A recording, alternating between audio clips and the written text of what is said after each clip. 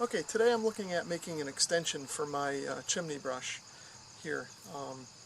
Normally what you would do is buy a bunch of these 4-foot fiberglass extension rods, and these are handy because they just screw onto the end of the chimney brush like this, and then you can tighten them up with a wrench if you need to, and then you can keep extending them so you can put together pretty much as many as you need.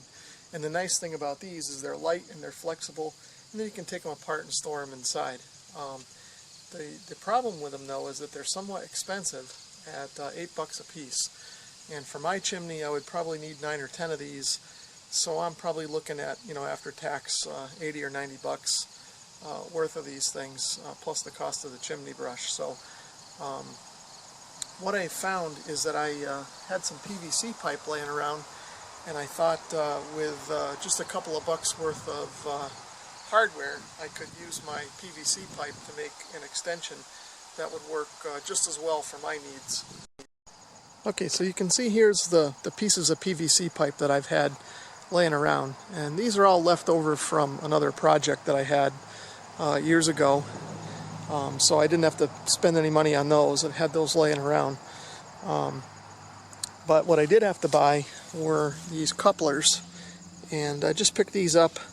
I think this end was $1, and this end might have been $1.50 or something like that. So maybe $2.50, $3 or so worth of couplers, and I've got 4 of them. And the basic idea is just to glue this end onto the pipe, and then of course this end too, and then you can just screw these together. Alright, so the first thing I'm going to do is drill a hole in the end of this cap so that I can mount the brush through it, and then I'll bolt the brush to the cap, and then glue the cap into one end of one of these couplers. Okay, so I've got the cap mounted in my vise, and I've got the center of it approximately located, I think. This doesn't have to be perfect. And I'm using this spade bit. It's a 1/2-inch bit. That's about what I figured I needed to make a hole. But I think a regular twist bit would be better, but I don't have one, so I'm going to try this.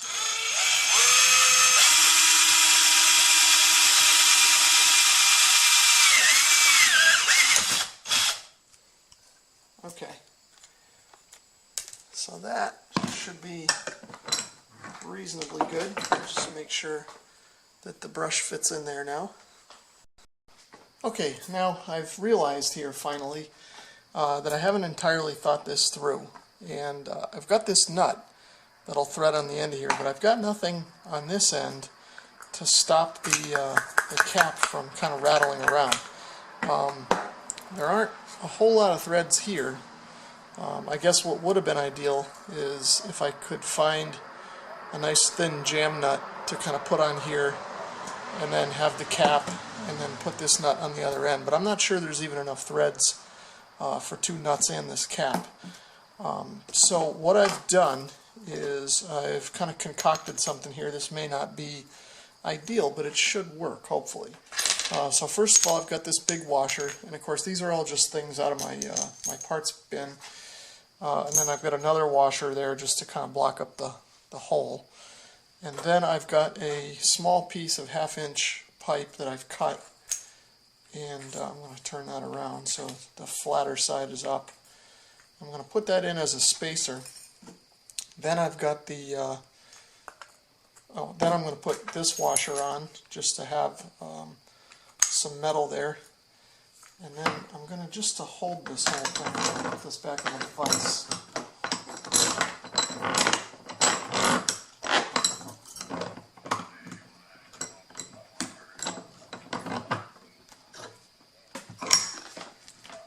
Okay.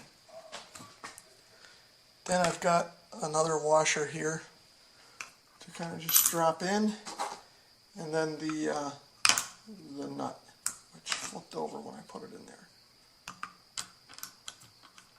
Okay. So then I've got my 22mm socket, and I'll hand tighten this first. And that feels pretty good.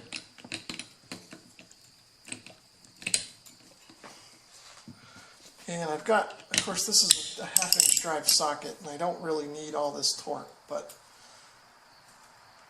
I'm going to just crank that down.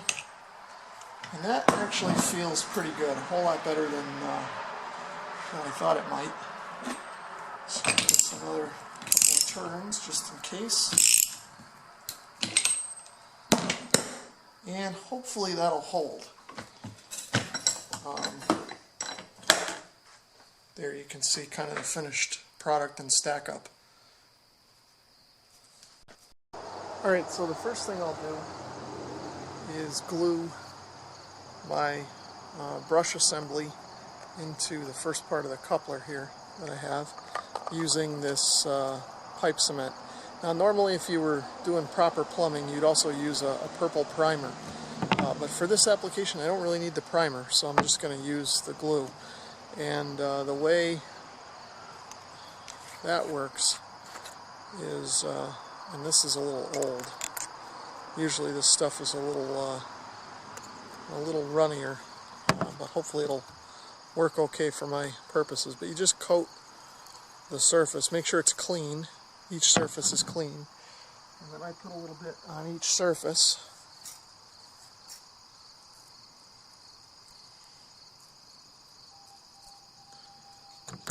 And then just simply twist them together like that.